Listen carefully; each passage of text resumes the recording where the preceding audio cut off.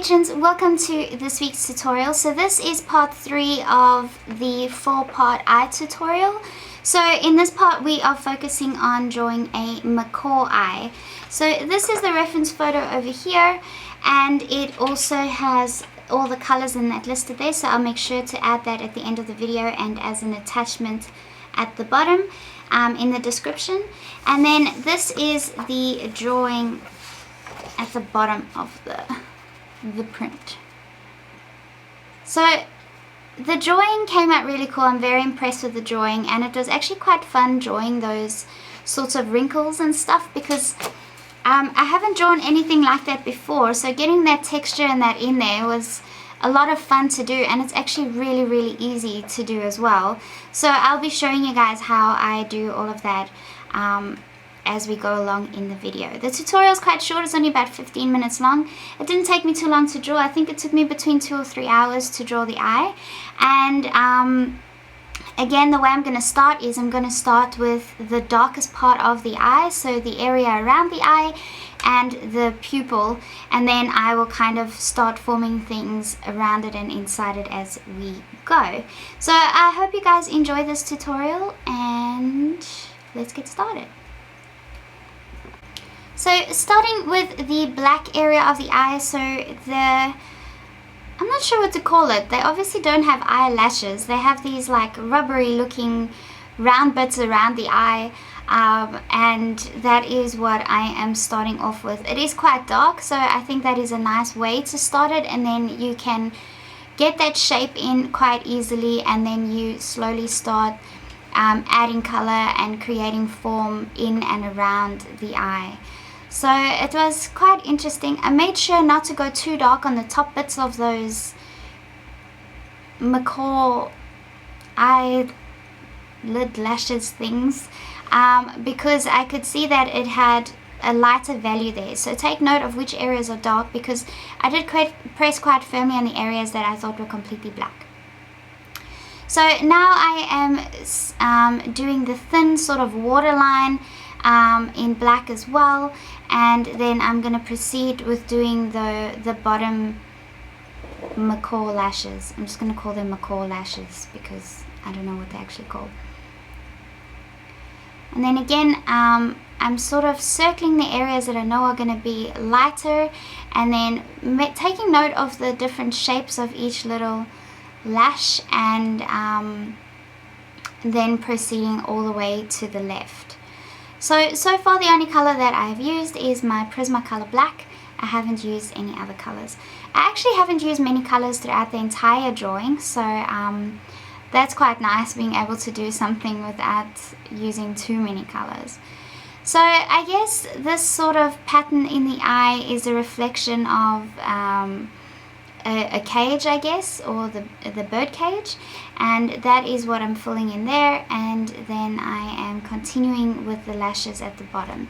So now I'm using PC 1095, which is like a purplish sort of color, and I'm lightly adding that to them, and then I will come in with my grays and my blue sort of tones so that I don't end up making it look too pink or purple. But from the reference photo I can see there are shades of purple, so I'm just making sure to add that as well.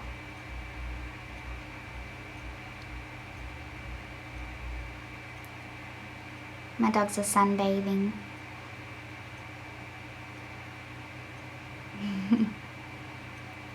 Okay, now I'm also adding a little bit of blue and then going in with a dark grey and black, and it's gonna just add more color and value, especially when we blend it with the solvent.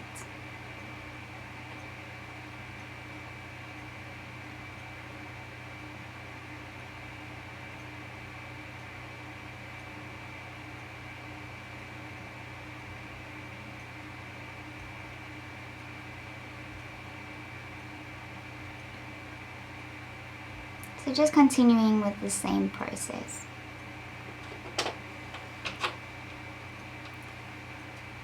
So there is a sort of, I don't know if it's a shadow or the bottom area of the eye ball is quite a bit of a darker tone, and then I'm sort of creating a textured scribble with this grey color which is going to help give it that sort of three-dimensional look before we put the green over the top.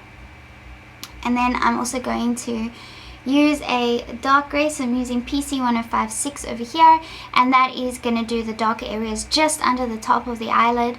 And then I will make sure that I've got more of the sort of shadowed areas in the eye covered as well. Now I'm adding a little bit of that pink, purplish tone that I used before on the bottom lid, and that is just going to help with bringing the outside colors and the inside colors together. So there I used PC 1089 and PC 289 to use the really light greens. It looks like it kind of skipped over that, or maybe it went too fast, but that's what I put over it. And then I lightly pretty much went over the entire eyeball, and now I'm coming in with that gray again to create more of that textury feel, because I feel like the eye can be a little bit darker. So sort of creating scribbles and stuff, and that is going to give that texture to the eye. And the green is in there. It might not seem quite bright yet, but the minute we come in with the solvent, which is now, the eye is just all of a sudden going to look three-dimensional. So this is a really, really fun part of drawing for me. So making sure that when I blend in between those crisscrossed areas, that I don't want to mush the darker colors together too much, so I'm making sure that I blend inside, and then I'll blend along those like grated areas. So now those colors are blending very well together, and the eye is already starting to look a lot more three-dimensional. So being careful to blend these areas around the eye, because I don't want it to have a blurry look. I want it to look quite defined, so I'm going to come in later with a sharper pencil to define those edges a bit better. So now I'm using my white Caran d'Ache Luminance pencil to just emphasize the highlights in the eye and lighten some of the areas up, because I felt that a lot of those areas were just a little bit too dark. So even going over sort of the greenish areas that have more highlight than the rest of the areas with the white pencil, and that just really brings it out a bit more. Now I used the PC 1061, and that's how I created that sort of bluish gray tone in the eye towards the darker areas. And now I'm coming in with PC 1089, which is a green, and I just want to emphasize those green highlighted bits in the bottom part of the eye as well, and that just made the eye pop out a bit more and seem a little more brighter and not as boring in skin tone, in color tones as what it did before, because it looked a bit cold with just all those grays and blues. So the green really does make it pop out a bit more. Now I'm coming in with a lighter Prismacolor pencil, so it's a gray PC 1072, and that one I'm going to use to just define the edges of those Macaw eyelashes a little bit better, to make them stand out, because they are very much defined and above the background, so you don't want it to have a blurry look at all.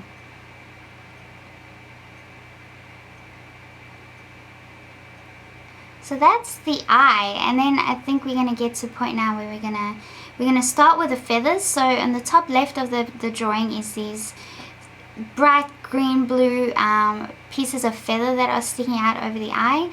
So I'm going to do that first, and it will be quite easy to work the background of the skin in after this, because usually you'd start with the furthest part of the background and then work your way forward, so you do the feathers last. But in this case I did the feathers first because they're so defined that it would be easy to just put the background in, the background of the skin in afterwards. So that's what I'm doing now, is these feathers on the other side of the eye are very dark, so pretty much just a dark grey and a black, and that is going to define that. And then the bottom feathers, you can see that they're feathers, so make sure to go in the right directions and have a very, very sharp pencil so that you can get those sharp little feathery textures in there.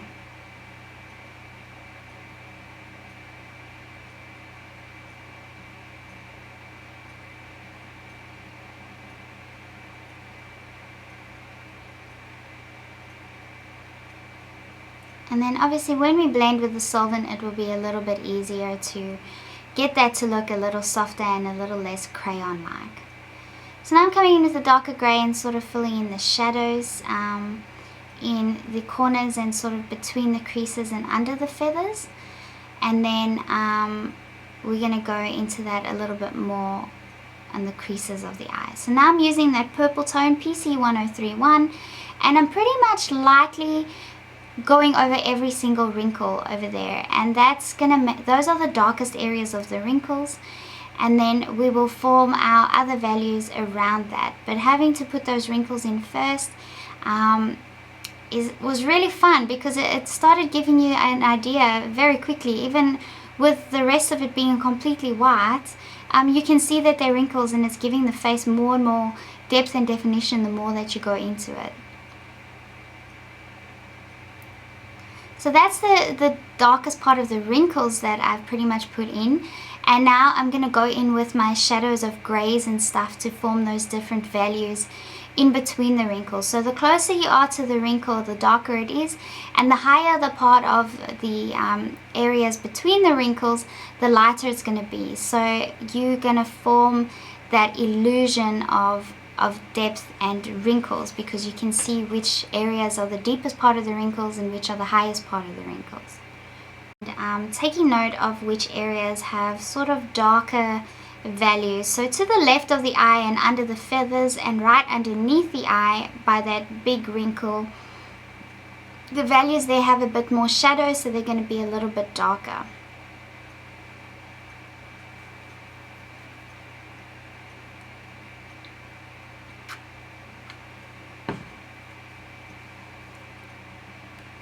So that's my PC1061 grey pencil. So this is more of a cool grey, because you can see it's got a bluish sort of tone to it, and that's what I'm gently putting on and around the wrinkles. Now this is more of a warm grey. This is PC1072, so it's got almost like a brownish tinge to it, and I am also adding that to some values in the wrinkles. So this is a light bluish sort of tone, so this is 1059, and I did that all over the entire surface, and that would be sort of my medium tone for everything, or my light tone. And now I'm coming with the Flesh color, my Faber-Castell Flesh number 132, so that's a polychromos pencil, and adding in those sort of pinkish colors, because the wrinkles we've added the pink color, and around it there are some fleshy tones, so I made sure to add that as well. Now I'm going to blend with the solvent. The feathery areas I will work on a little bit later as well, but at least it takes away that crayon sort of look. And those bottom feathers came out quite nicely. I didn't have to do much work on them at all. So now I'm going over all the darkest part of the wrinkles before I go over the lightest part of the wrinkles. And then it's just going to come even more to life.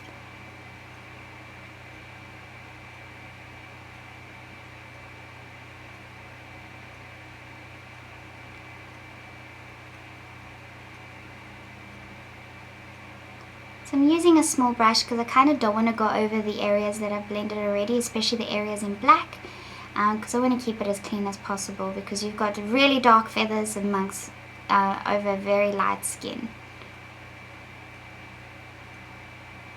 So now again with the light grey, this is PC1059, and this is like got a bluish tone, so now I want to emphasize those really light tones of the wrinkles, and then I'll come in a bit more with some more shadow.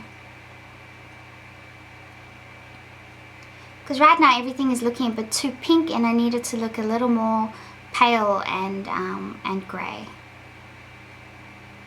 Because there isn't too much of it that's actually that pink.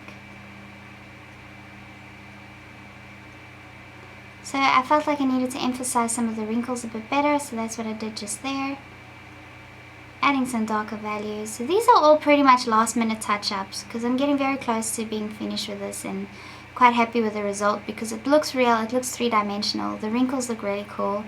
And now I'm coming in with my white Caran d'Ache Luminance pencil, and I'm going on the top, the highest part of those wrinkles, so the parts that would get the most light and then I am blending it all together again, because I know that when I put the white wax base pencil over the top, it's not really going to go much lighter than that. So it's nice to be able to blend all over that and not worry about color mixing into it.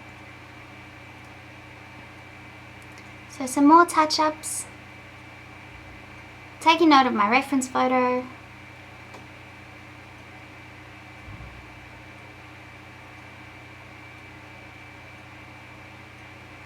Emphasizing the wrinkles a little more, even more. And touching up the green in the feathers. So when you get to the end of the drawing, it's very important to have a good look and compare it properly against your reference. Look at all those areas that you worked on and do all your touch-up results, because it does actually add a lot in the end. It does. I added more to the eye in the end, and I didn't expect to, but it did make a difference. It made it pop out even more.